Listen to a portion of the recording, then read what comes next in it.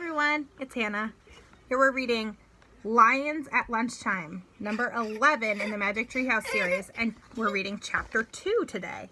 Chapter 2 is called Jump, Beasts, Jump!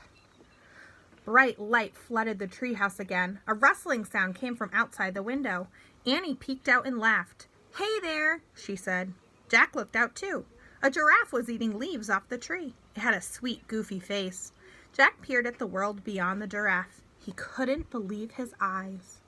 He saw a huge grassy plain, a wide river, and tons of birds and animals. More than he had ever imagined in one place.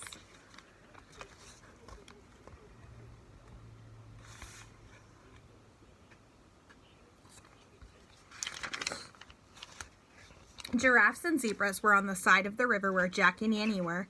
Thompson's gazelles and the big horned animals were on the other side.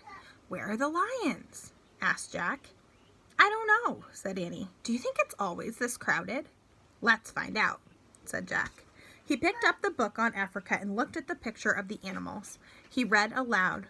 "Every year in late spring, thousands of zebras and gazelles and millions of wildebeests migrate from the dry plains of Tanzania to Kenya."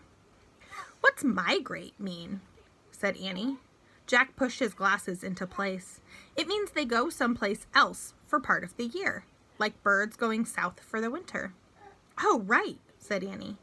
Jack turned the page to read more.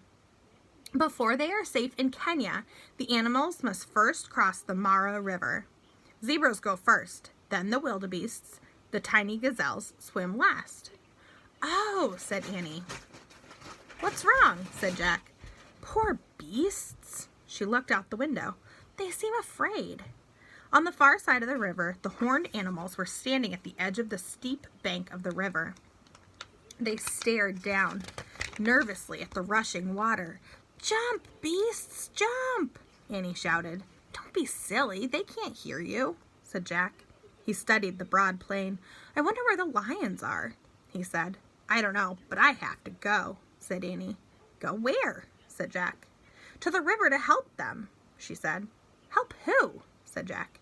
"Those wild beasts on the other side," said Annie. "I have to help them migrate." "Are you nuts?" said Jack. Annie handed Jack the scroll and started out of the treehouse. "Wait a second," said Jack. "We haven't even read Morgan's riddle yet." Annie stopped on the ladder. "Read it now," she said. Jack unrolled the ancient scroll and read aloud. "I'm the color of gold, as sweet as can be, but beware of the danger that's all around me. What am I?" Annie started down again. "Annie, we'll look for the answer in a minute," said Annie. "What are you doing?" Jack called, but there was no stopping her. Jack watched as she hopped off the ladder. Then she started to walk through the tall grass between the zebras and giraffes. "I don't believe her," he said to himself. He quickly put the Africa book into his pack. He started down the ladder. When he stepped onto the ground, he looked around carefully. The giraffes were eating the tree leaves. The zebras were grazing in the grass.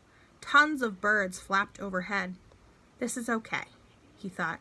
He just had one little question. Where are the lions? Maybe we'll find out in chapter 3. Lions at Lunchtime.